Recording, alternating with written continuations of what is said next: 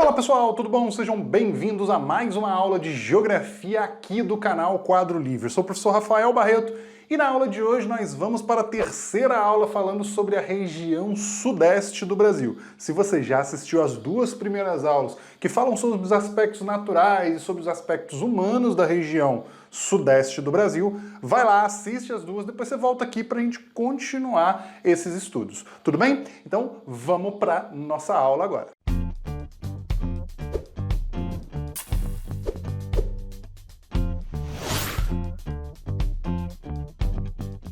Então, antes de mais nada, já se inscreve no canal, curte o vídeo, compartilha com seus colegas e não deixa de ativar o sininho das notificações para você ser avisado toda vez que tiver vídeo novo aqui no canal. Estamos lançando conteúdo direto para vocês, então fiquem atentos, fiquem ligados que nós estamos fazendo o melhor para você. Tudo bem? Então, já entrando aí na ideia de região sudeste, hoje nós vamos trabalhar os aspectos históricos e vamos rever aquelas características gerais, né, da região sudeste. Região formada por 4 estados, Minas, São Paulo, Espírito Santo e Rio de Janeiro.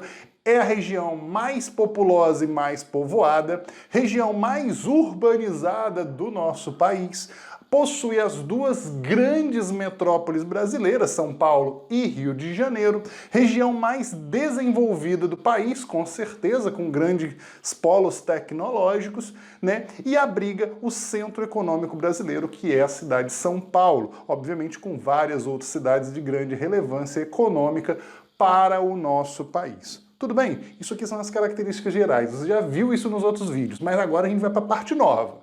Essa daqui é a parte que a gente vai falar um pouquinho do processo histórico. Nós vamos até ali no início do século XX, ok? Claro que de uma forma mais breve, nós não estamos nos aprofundando nesse conteúdo histórico. Se você quer uma aula de história bacana, deixa nos comentários aí, que se a galera pedir aula de história, a gente vai dar um jeito de colocar aula de história aqui no canal em breve, tá show? Então, olha só, vamos começar então. A região sudeste, ela não foi de cara a região mais ocupada. Na verdade, o Nordeste teve uma grande relevância no início do processo de colonização por conta das atividades de extração do pau-brasil no litoral, que foi basicamente em todo o litoral onde tinha Mata Atlântica, e também a produção de cana-de-açúcar, que no Nordeste era, sem dúvida, o forte do início da ocupação brasileira, lá no século XVI. Então a chegada dos portugueses aqui na nossa região se deu ocupando o litoral, correto? E pela exploração do pau-brasil. Mais para frente, com a fundação, né, da Vila de São Vicente, que foi a primeira vila da região sudeste, né, vai ser intensificada a produção de cana-de-açúcar aqui também na nossa região. Regiões de planícies vão ser muito interessantes para a produção de cana-de-açúcar. Então fica uma produção de cana-de-açúcar. Aqui na minha cidade, Campos dos Goytacazes, interior do Rio de Janeiro, nós tivemos uma grande produção de cana-de-açúcar, grande quantidade de usinas de produção de açúcar aqui na nossa região. No século seguinte, já no século XVII, começa a ocorrer uma ocupação do interior com expedições. Essas expedições vão ser feitas principalmente pelos grupos bandeirantes, né? Os bandeiras que falavam, né? Esses grupos, eles iam para o interior da região sudeste buscando o quê? Riquezas, buscando pedras preciosas, metais preciosos como ouro, prata, pedras preciosas como diamante, e eles vão encontrar, mas não no século XVII. Na verdade, ainda no século XVII, mas lá no finalzinho. No final do século XVII, eles vão encontrar ali na região de Minas Gerais. Mas além dessas riquezas, eles também buscavam indígenas para serem escravizados e trabalhar para eles, ok?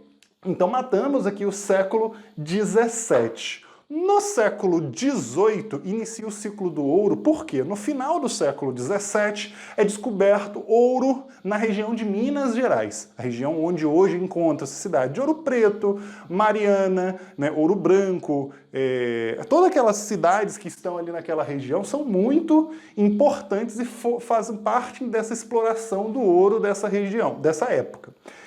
Com essa descoberta, então, a descoberta de ouro na região de Minas Gerais, né, e a decadência da cana no Nordeste, lembrando que a cana já não estava mais no seu auge lá na região Nordeste, a concorrência de outras regiões do mundo, principalmente de algumas regiões da América Central, era muito complicada de se manter, então acabou tendo uma queda da cana-de-açúcar e o ouro, a mineração, vai se tornar a principal atividade econômica do país, certo?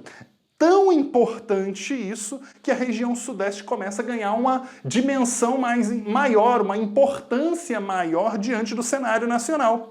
Tanto é que no ano de 1763, Salvador deixa de ser capital brasileira e o Rio de Janeiro, né, passa a ser a capital do Brasil. Ou seja, a capital ela é transferida lá da região Nordeste para a região Sudeste. Ok? Então isso aqui também é um fato de relevância e de importância muito grande, tá bom? No século XVIII. Já no século XIX nós vamos iniciar ali com o processo de independência.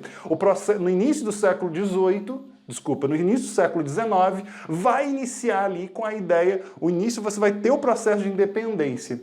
E aí o que vai acontecer? A região Sudeste, ela vai se tornar a maior referência do país, porque concentra a política, a economia, a condição financeira, tudo do nosso país vai estar concentrado na região Sudeste, que se torna a região mais importante, mais polarizadora, que atrai mais pessoas, vai ser a região mais importante do nosso país. Tudo bem?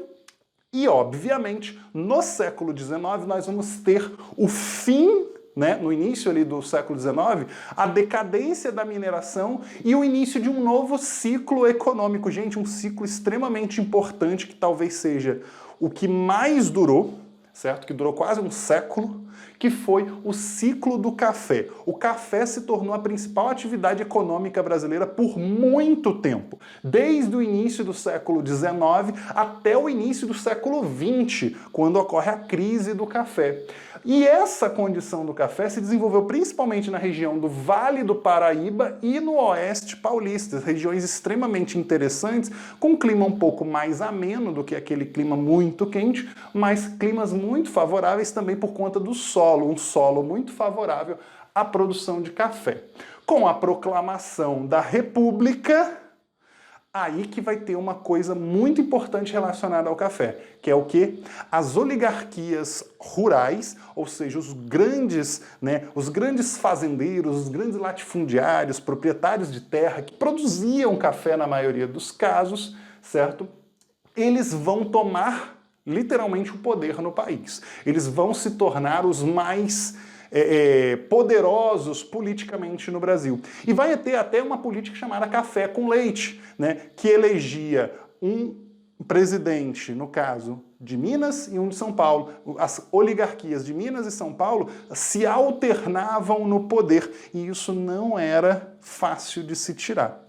Porém, em 1920, ali na década de 20, começa a existir uma crise mundial, onde o café, que era o principal produto brasileiro exportado, começa a entrar numa certa crise. Não tinha para quem vender. O mundo em crise. E isso vai culminar no ano de 1929, com a quebra da Bolsa de Nova York, a crise de 1929. Isso vai fazer com que o café perca muito valor no mercado. E você vai ver aí nas aulas de história que vão ter aqui no canal, falando sobre a situação, sobre o convênio de Taubaté, a compra do café pelo governo para favorecer as oligarquias rurais e assim por diante.